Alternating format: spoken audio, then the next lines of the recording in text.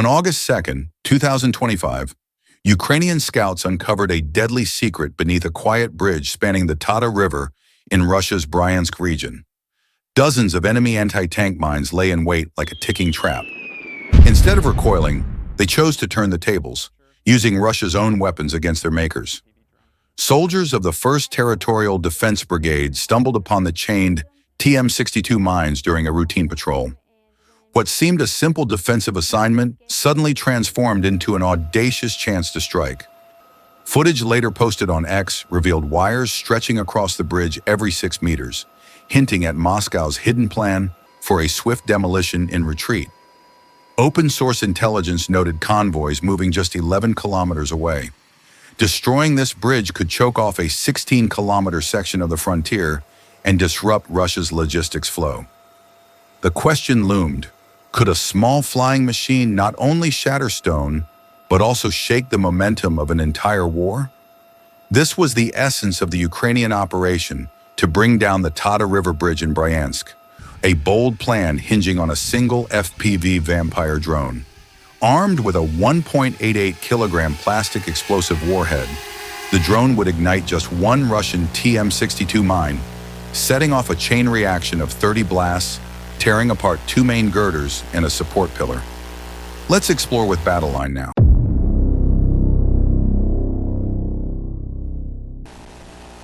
Engineers in Kyiv knew the physics well. One detonation would unleash a domino effect.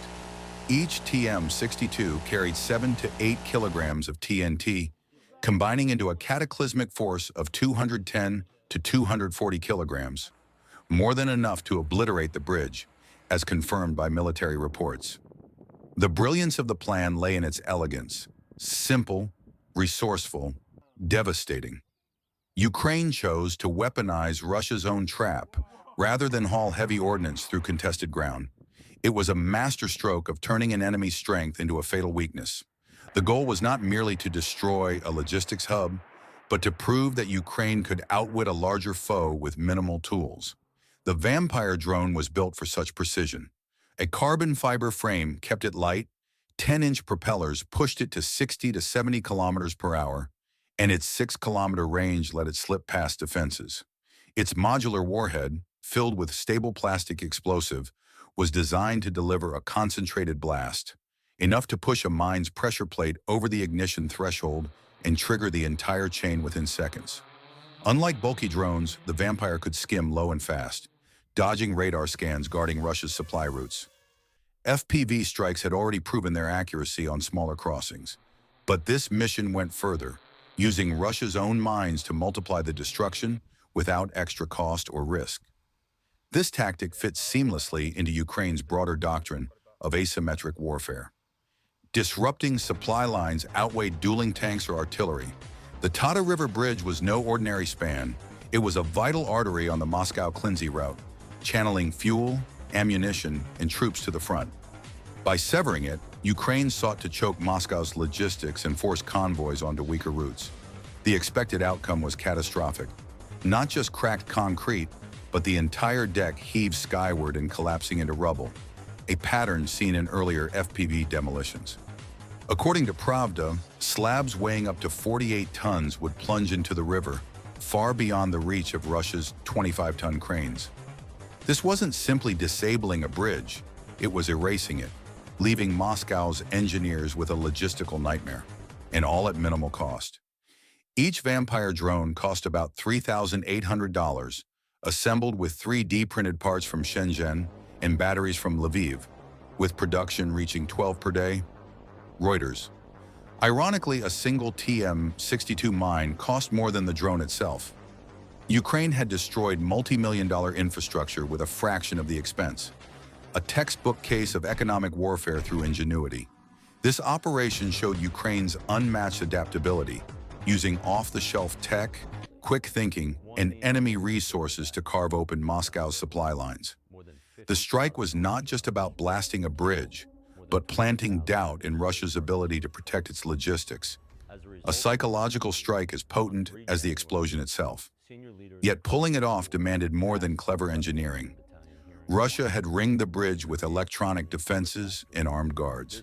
Ukrainian operators faced powerful 500 megahertz jammers, but countered with the resilient LoRa 900 megahertz system, resistant to interference. Thermal-equipped scout drones mapped every mine, MG3 gun nest, and jammer truck hidden nearby. Russian disruptors scrambled standard FPV signals at 5.8 gigahertz, but Ukraine quickly shifted to 900 megahertz, and in some cases, fiber optic guidance, ensuring uninterrupted control of the Vampire. Recon flights revealed guard rotations every 15 minutes and cables linking all 30 mines in 6-meter intervals, giving Ukrainian planners a detailed blueprint. Videos with over 10,000 views showed the Vampire weaving through nets without losing signal, a vivid proof of Ukraine's adaptability. With precise intelligence, they timed the strike during a brief window of lowered vigilance. A decoy drone sacrificed itself, drawing fire, while the Vampire streaked low and unleashed devastation. The explosion collapsed the Tada Bridge on August 2, 2025. Convoys were forced onto a grueling 90-kilometer detour through Sevsk, where narrow farm roads and weak bridges delayed fuel and ammo deliveries by 24 to 48 hours. Within 2 days, Ukraine exploited these shortages to destroy 4 BM-21 rocket launchers. Enjoy this moment. What followed was chaos. Russian fuel convoys that once arrived in a day now took up to 48 hours. Consumption rose by 18%, straining reserves already hit by strikes on Bryansk oil depots. Artillery batteries rationed shells, units waited up to 96 hours for supplies, and tanks cut patrols to save diesel. The tempo of battle shifted to Ukraine's favor. Pontoon bridges, thrown up by Russia, quickly failed under rain and overuse. Civilian trucks pressed into service carried smaller loads, but were slower and more vulnerable to drones. Every solution only exposed new weaknesses. With just one $3,800 drone and a few kilograms of plastic explosive, Ukraine had triggered a blast equivalent to 240 kilograms of TNT, crippling a vital artery of Russia's war effort. This was more than a tactical victory. It was a blueprint for infrastructure attrition warfare, forcing Russia to guard every crossing, drain resources, and scramble endlessly while Ukraine hunted for the next choke point. The demolition of the Tada River bridge proved that modern war is often won not by brute force, but by precision, creativity, and the ability to turn an enemy's strength into their downfall. And that is the story BattleLine shares today. A raw, unflinching look at how ingenuity and courage can reshape the battlefield. If you found this powerful, don't forget to like and subscribe. The next chapter of this war is already unfolding. Stay tuned.